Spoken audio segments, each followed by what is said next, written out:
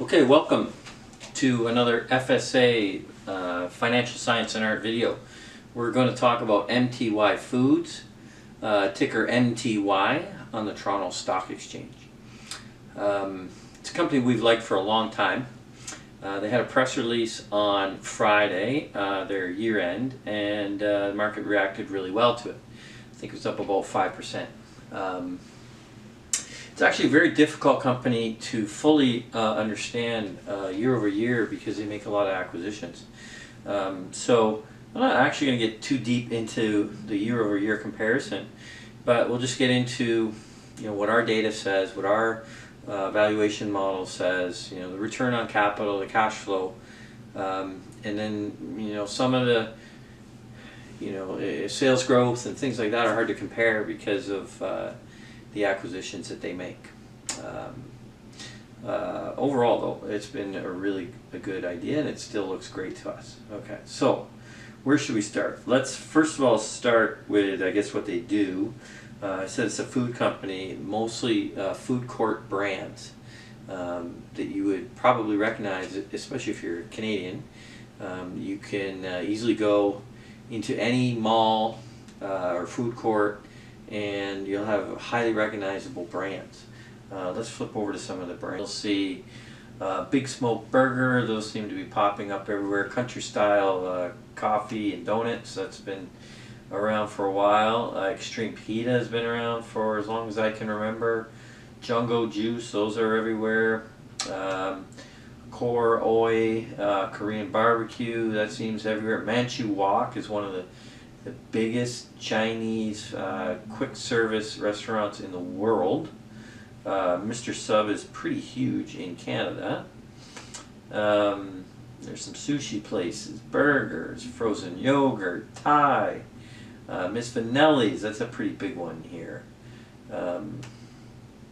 That's a fairly big one.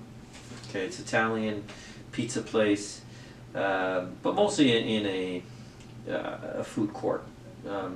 And you can see here it's grown to over 100 units worldwide. That's pretty big, pretty big brand. Manchu Wok is another one we talked about. Over 130 stores worldwide. It says it's one of the biggest quick service restaurants in the world. MTY itself has 37 banners. That's when this was published. I think it's more now. I think it's well over 40. They've made a few acquisitions just recently that have strengthened their brand. Some of the acquisitions they've made recently, let's just go to their press release here. Investors, they bought Timothy's Worldwide Coffee and Muffins. So some people would know that if you're here. Timothy's is a pretty big brand here in Canada. There's several Timothy's coffees, and Muffins was big at one point. I think they shrunk a little bit though. But they're only paying $1.6 million. $1.6 million. I mean, one location in some of these could be worth $1.6 million just based on the location alone. They bought IMG, or Investcorp. IMG's ticker. Investcorp. That's Baton Rouge. That's Pizza Delight. It goes on and on. It's almost hard to keep track.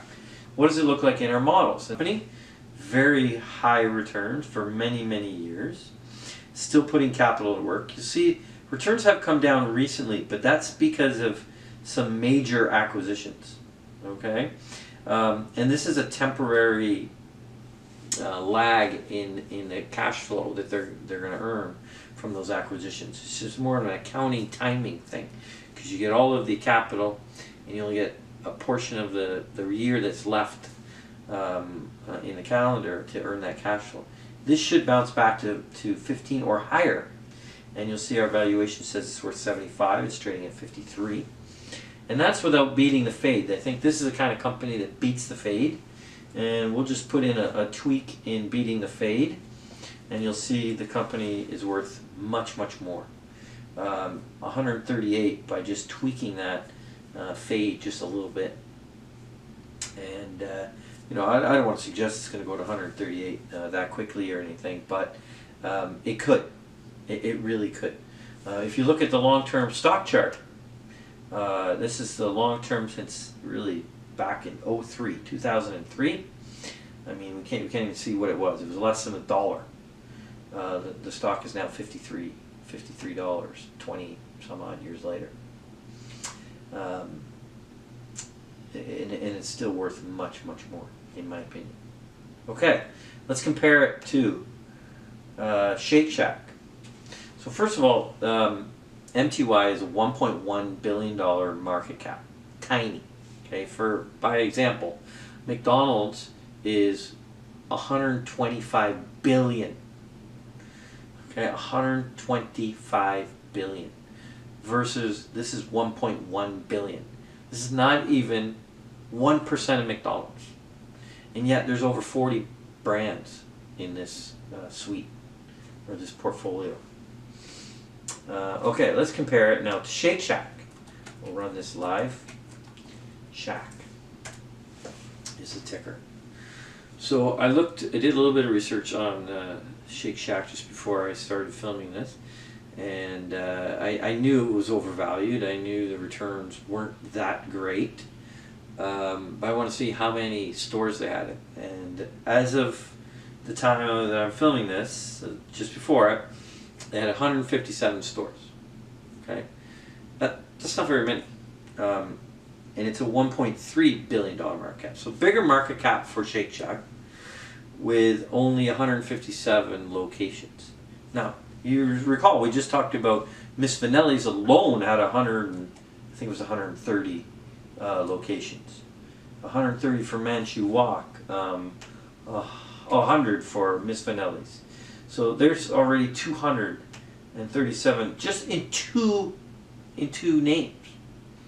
They have over 40. Okay. Okay. Shake Shack. Returns are abysmal. They came out of the gate okay when they went public, 11%. They have put more capital to work, so that it can create a lag. There's no question about it. There's probably a lag. Some of these stores, if you don't get even a full year in, the return looks low just from the timing. Okay, so, but I mean, you see, our return is negative. Okay, it's low. It's very, very low. Even if we improve it, we'll try and improve it to 15% return, just like we did for MT1. Okay, and it's still not fairly valued. It's still undervalued, or excuse me, overvalued. Okay, so worse returns, less number of stores. It's the metrics just aren't as good, no matter how I look at it. So now let's take a look at the food quality of, say, Big Smoke and the Works Burger versus Shake Shack. Now, admittedly, these are just pictures. I don't know. I haven't been able to go to a Shake Shack. I've been to a Big Smoke and the Works, and they're quite good. So this is the Big Smoke. This is their website.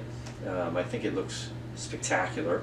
There you see the food in the background. There you see samples of their burgers. It looks pretty tasty. Lots of different varieties. And then some onion rings, some shakes, some fresh. It just looks really good. Really high quality website. Looks like high quality food. Admittedly, they doctor these things up. Okay, let's look at the Works. Nice website again. Looks like a fantastic burger. Fun onion rings. Good looking food. Good looking website. Interesting, different. You can get alcohol there. It's quite impressive looking website. And we're not going to go over the whole thing. Then let's take a look at Shake Shack.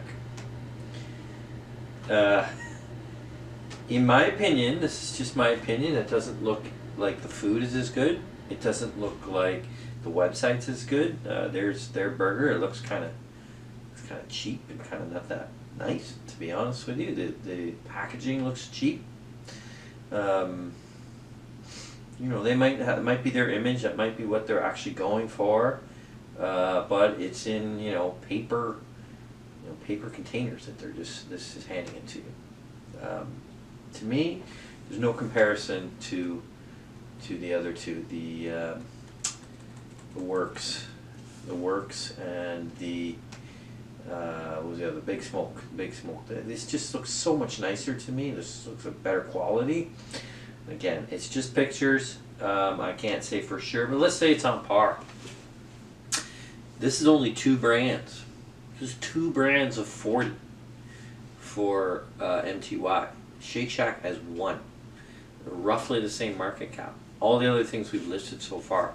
It's kind of a no-brainer to me, MTY over Shake Shack.